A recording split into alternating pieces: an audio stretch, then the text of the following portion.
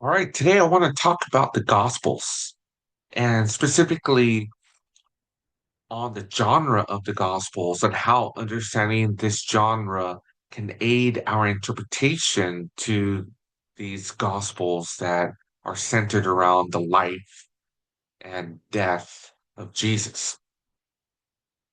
But first, what are the Gospels? In the New Testament, we only have four Gospels: the Gospel of Matthew, the Gospel of Mark, the Gospel of Luke, and the Gospel of John.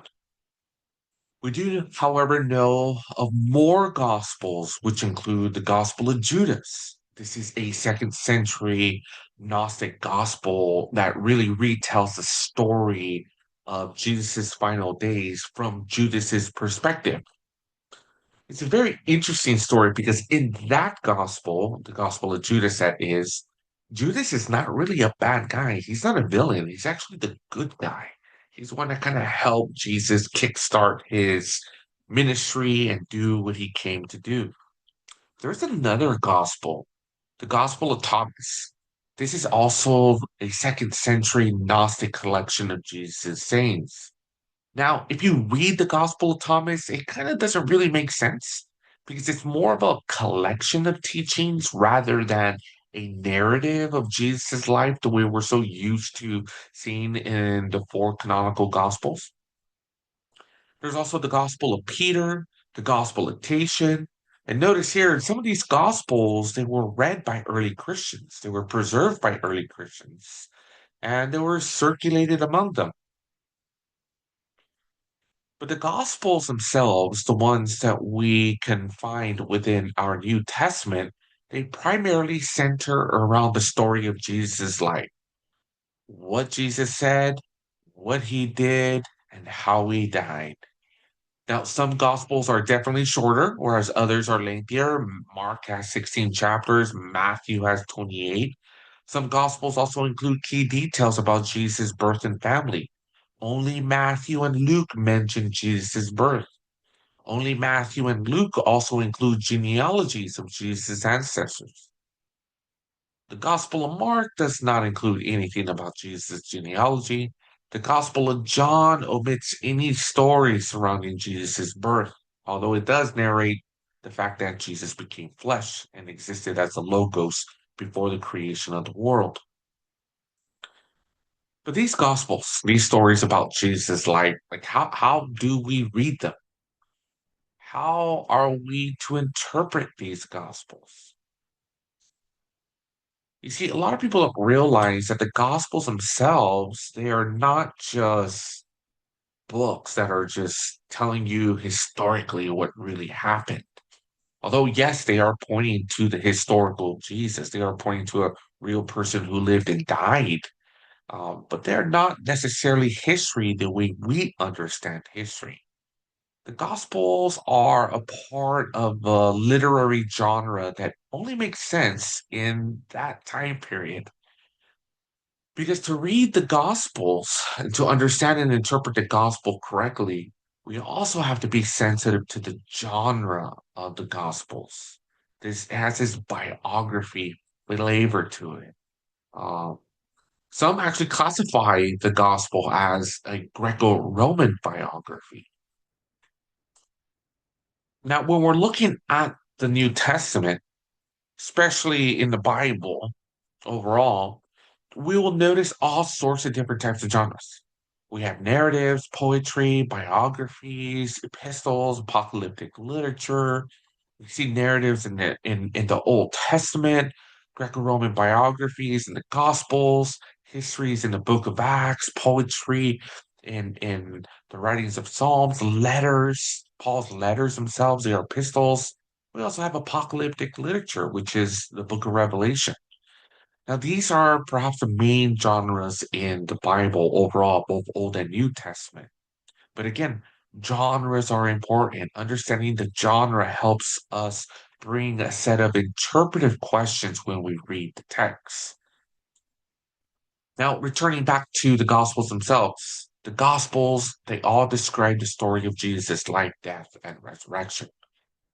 Now, there's a scholar by the name of Richard Burridge who argues that the Gospels are Greco-Roman biographies, which is a common genre in ancient Greece and Rome. Now, Greco-Roman biographies were stories of a person's life written down in such a way that the readers can learn from their words and deeds. Now, Greco-Roman biographies are not necessarily interested in every detail of a person's life, but what they do want to focus on is revealing the key aspects of a person's life, revealing the identity of a person through their words and their deeds. Because as the ancients believed, if you see and understand the words and deeds of a person, you really get to know the character of that individual. Some of the biographies include the life of Lycurgus. This is a biography on a rise in the political reform of Lycurgus, who was considered to be the founder of the Spartan society. It details how he institutes laws that explains their suspicion of foreigners, their simple clothing, rejection of the arts and money, and also how he was able to develop such a austere and military culture. We also find the life of Alexander the Great. This is a biography on Alexander himself as an individual. It talks about some details about how he was born, his parents, what he did, and how he died. It details how he emerged in power after the death of his father, Philip, his victories, and even conflicts with his own Macedonian soldiers. And there's also the life of Mark Antony. He is a Roman military general, a statesman. This is more of a tragic biography that talks about his rise and fall, but also details key aspects about how he was dearly loved by his own soldiers, his tendency to drunkenness, his love of women and Greek culture, and ultimately his death, which was very, very shameful. Now, biographies are important because they help us understand the identity of a person by what they said and by what they did. Plutarch points to this when he's talking about the reason why he's writing biographies. He makes it a point to recognize that slight words or even a joke can reveal more of a person's character rather than some historical tale about how they accomplished some military victory on the battlefield. For Plutarch, biographies reveal the character of the individual. They inspire, and they also provide readers with a model for living life.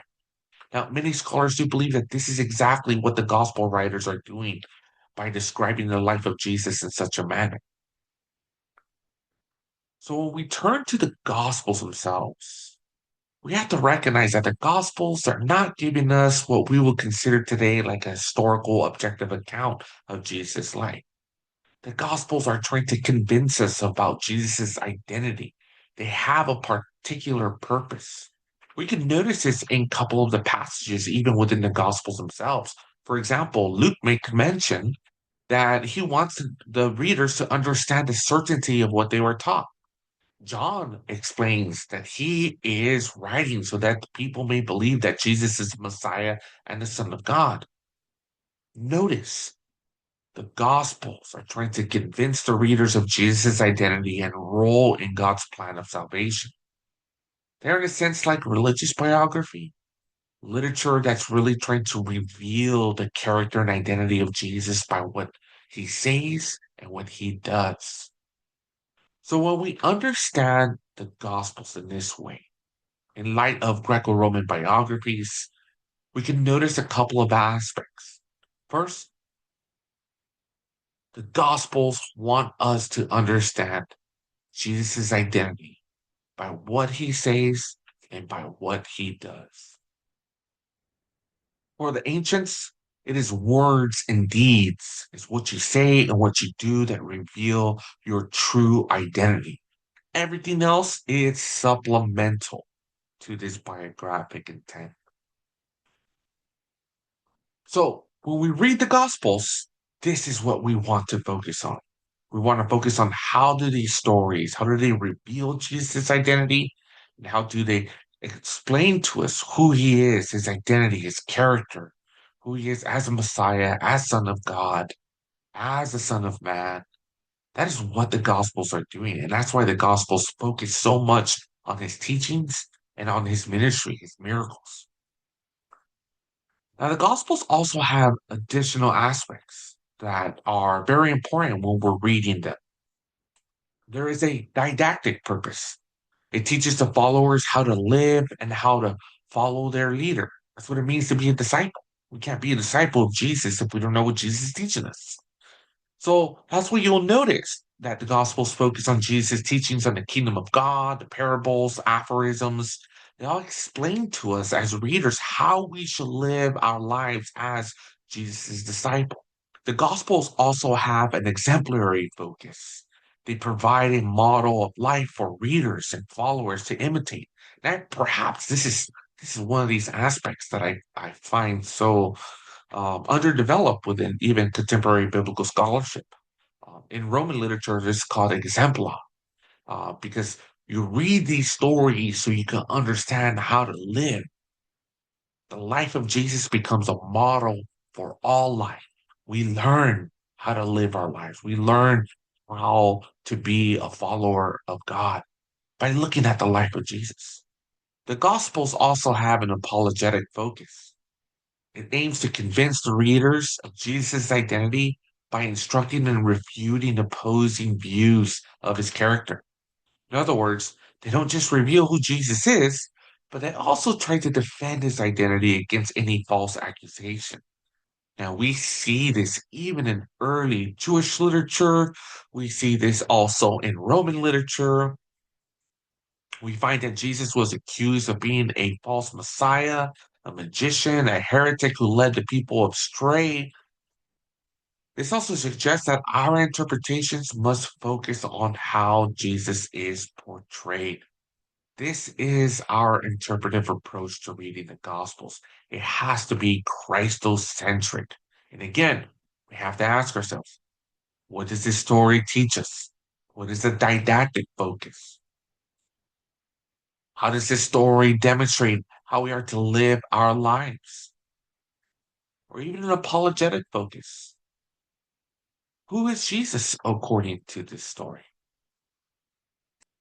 Now, returning to our main focus about genre. Why is genre important? Hopefully, we can kind of recognize that genre is important because knowing what the Gospels are helps us understand how to interpret the Bible. Genre provides us a certain hermeneutical lens, a framework on how to interpret the text that we read. In other words, the Gospels are not just historical accounts of Jesus' life, they are helping us understand his identity, his character. Our focus instead should be on the character of Jesus and how his words and his deeds reveal his identity. But what is a gospel and why do we even call the gospels gospels? Now, one of the very interesting things about this is that when we're thinking about the word gospel, it originally did not refer to a book in the New Testament. In reality, the word gospel referred to a spoken message. The word gospel primarily means good news. It eventually became synonymous with the books written about Jesus, but the word gospel just is a political term, something that's good. Comes from the Greek word evangelion, which means good news. It was used to describe the announcement of victories in a battle or the birth of a child. In fact, the birthday of Caesar Augustus, the first Roman emperor, his birthday is referred to as the gospel for the world. When we look to the gospels themselves, most of the gospels actually don't refer to themselves as gospels. In fact, our earliest manuscripts, for example, the Codex Vaticanus, which is a fourth century manuscripts, when we look at these manuscripts, they just describe themselves in terms of the author.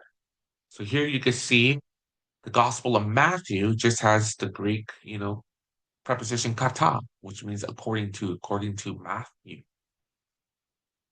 Only Mark begins his gospel by describing it as a gospel. He calls it the gospel of Jesus Christ. Luke calls his gospel a narrative.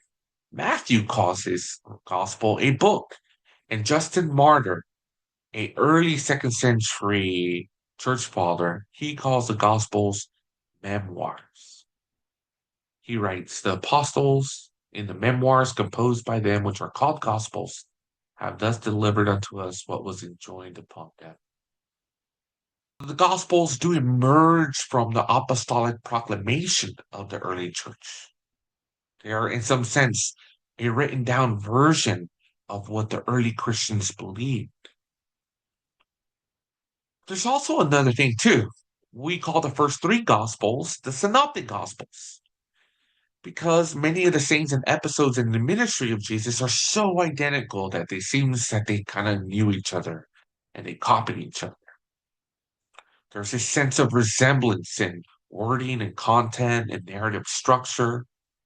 They're called synoptic gospels because, in many ways, they can be compared side by side and examined for their similarities.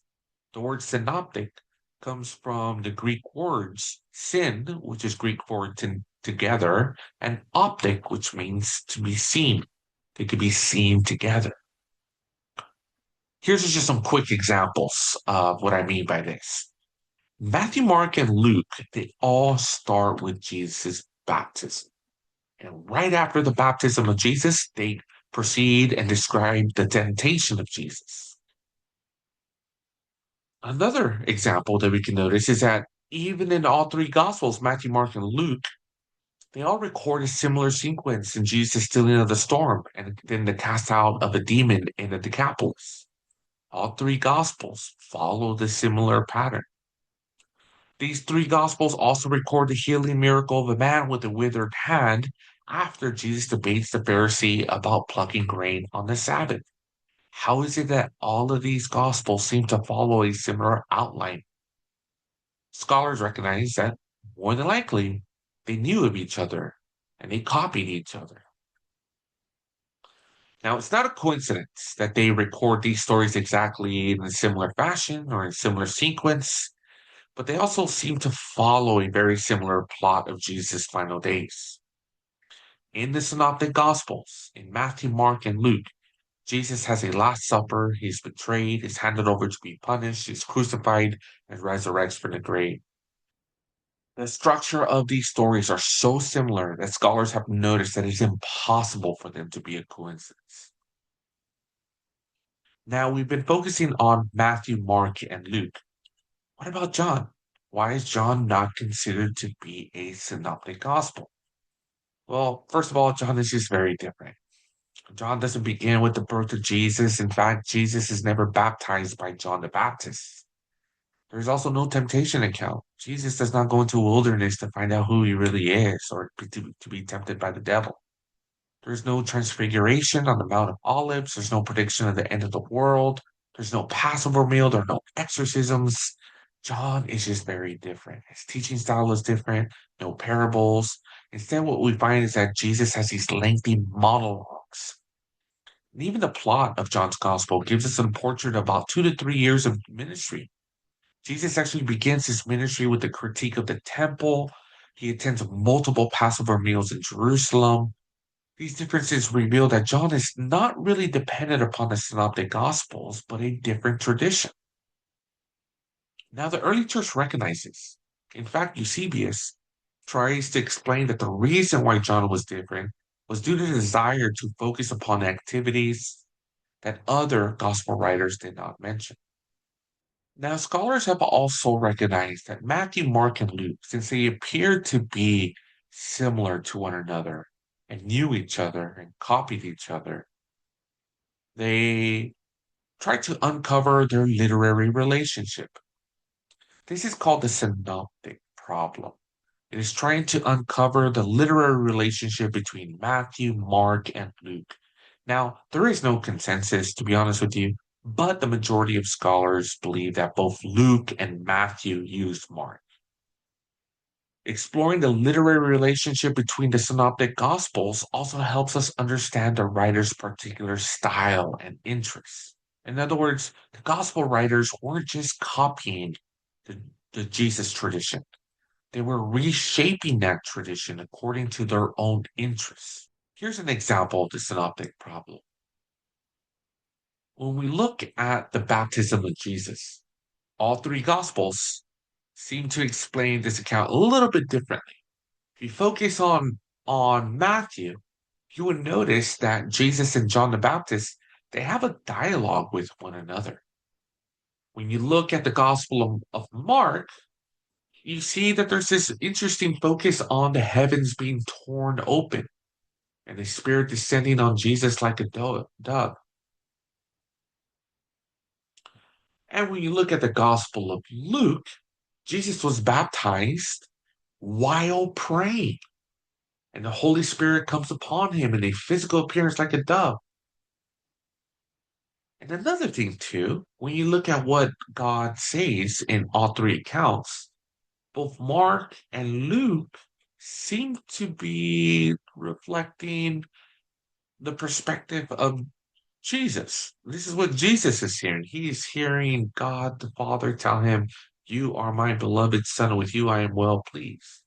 Whereas in Matthew's gospel, the voice from heaven is actually speaking to all of the people that were present. And in verse 17 of Matthew 3, it says, "This is my beloved Son, with whom I am well pleased." You see, the early church also recognized that the gospels were different, but also that they shared some similarities. So the early church fathers, they tried to propose a solution to this problem. St. Augustine in the fourth century believed that the canonical order of the Gospels was the solution, that Matthew's Gospel was written first, the Gospel of Mark abbreviated Matthew's Gospel, and Luke had both Mark and Matthew and formed his Gospel in light of them. And also John wrote his Gospel afterwards, drawing on his predecessors. In the fourth century, this view really helped. It helped explain why Luke is similar with Mark and Matthew. It explains the current order of the Gospels, but there's only a big problem with this view. It does not adequately explain why Mark expanded or omitted certain aspects of Matthew's Gospel. Why did Mark remove key aspects about Jesus' birth, or the Sermon on the Mount, or aspects in the Lord's Prayer, or the establishment of Peter as a rock of the church, or even why is the resurrection narrative also different? This was the common view, the belief that the order of the Gospels was the order in which they were written.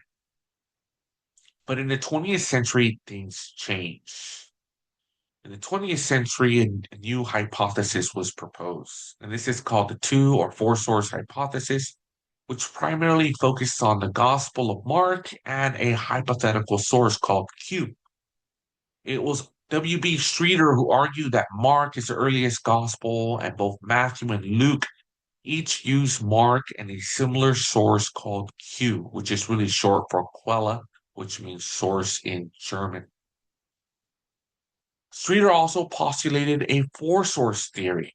That is, not only did Matthew and Luke use both Mark and Q, but also two other sources distinct from one another. Now, this solution to the synoptic problem can be very complicated. But if there's anything that we should really recognize, is that really Mark is more than likely the oldest gospel, and both Matthew and Luke used it in the composition of their own. How do we know this? That Matthew and Luke used Mark? Well, 80% of Mark is found in Matthew. 65% of Mark is also found in Luke. And also, Mark seems to preserve original Aramaic words, but Matthew and Luke have the tendency to translate these terms. Now, having different versions of Jesus' life and ministry across the four Gospels is not a unique phenomenon within ancient literature. In fact, when we look at ancient literature, the presence of multiple retellings of the same story is a well established literary practice, especially within the tradition of Greek tragedy. There were many ancient writers like Aeschylus, Sophocles, and Euripides who often return to the same mythological narratives, such as the story of Oedipus or Agamemnon or even the Trojan War, and they all retold these stories with a different interpretation, emphasis, and moral vision. In other words, even the ancient tragedians, they didn't just repeat old stories. They were engaging their traditions creatively, reshaping inherited materials to speak to new audiences. They were also addressing the issues and challenges of their political climates and also the philosophical concerns of the people. A great example of this is in the story or the tragic story of Medea. This is perhaps one of the most notable examples of a retelling of a story. We see both in the late 5th century BCE, Euripides, and also Seneca in the 1st century. They all retell the story of this woman, Medea, an immigrant wife of Jason who helped her husband come into power. Now, the story of Medea is also a tragic story.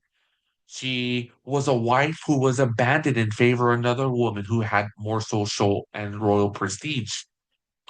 As a result, she's forced to leave the city as an exile with her children, thus guaranteeing a life of poverty. But she spends the final days of her life plotting her revenge.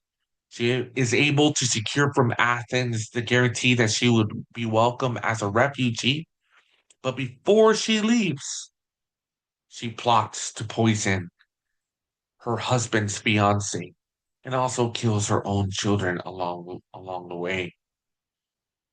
And eventually, within this same story, she kills her fiance's father, who was the king of the city.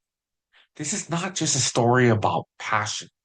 It also speaks to us about revenge and justice and experiences of women. Now, this story of Medea was retold by Seneca in the Roman world. You see, Euripides, who originally performed and wrote this tragedy, he emphasizes these themes of betrayal, the experiences of motherhood, exile, and the struggle between rationality and passion. Medea is both a critique of patriarchy and exploration of what happens when love turns to hate. But when you read this story, in Seneca, Seneca retells the story, but focuses on the themes of rage, vengeance, and the destructive nature of passion. But Seneca is also a Stoic philosopher, and he uses this story to show how unrestrained emotions can lead to catastrophe. So Medea's life, in some sense, embodies a Stoic warning against allowing passion to overtake reason. There are other traditions as well, other stories in Greek tragedy that are retold. We see something similarly happening within the Gospels. In other words, this tendency to retell stories is, is not a unique phenomenon within the Gospel tradition. The ancients were already so used to retelling stories, giving it a different twist, a new perspective. This is what's happening with the four Gospels. When we encounter stories or events,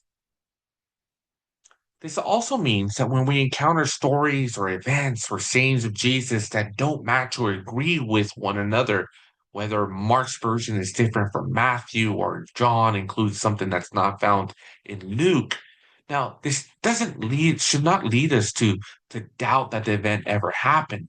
In fact, this would have been expected in Greco-Roman biographies and tragedies during this time.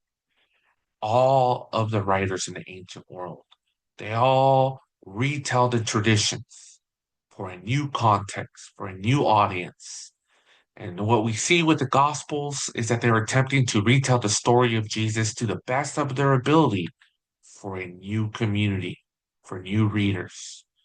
Each Gospel writer is also influenced by their own context, questions, and even purpose in writing. The challenge that we have is trying to identify the ways in which they are telling the story of Jesus.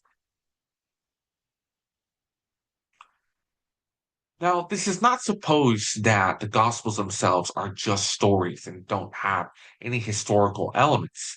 They do have what I would describe as a historical flavor because the Gospels are rooted in real cities, real places. Jesus does engage in real festivals. Real people are mentioned within the Gospels. The Gospels, in other words, are stories that are anchored in real history. Jesus was a real person. But again, this is not history the way we understand history. Because in the Gospels, Jesus is the main person, he's the main character. And solely focusing on one person within a historical writing was not really a common feature. Greco-Roman historians did not write their histories with the goal of tracing the life of one person. They generally covered many people, many events over the span of centuries. The book of Acts is more akin to Greek and Roman histories, but the Gospels themselves, since they focus primarily on one person, they're more reflective of Greco-Roman biographies. But still, we only got four Gospels. Why only four? The four Gospels, Matthew, Mark, and Luke, they were recognized as authoritative because of their close relationship to the apostles. Origen in the second century only knows about these four Gospels who were connected to the earliest eyewitnesses. In the later second century, Irenaeus only argued for four Gospels, and he kind of compared it to the four zones in the world, the four principal winds. And since there's four corners in the world, it is only fitting that there should have four Gospels. Now, the early church fathers did affirm that other Gospels were circulating, but they only argued for four Gospels. They rejected any attempt to take away or to add these four Gospels to the only ones that have been handed down to us through the early Christian tradition. And that's the reason why we have just four.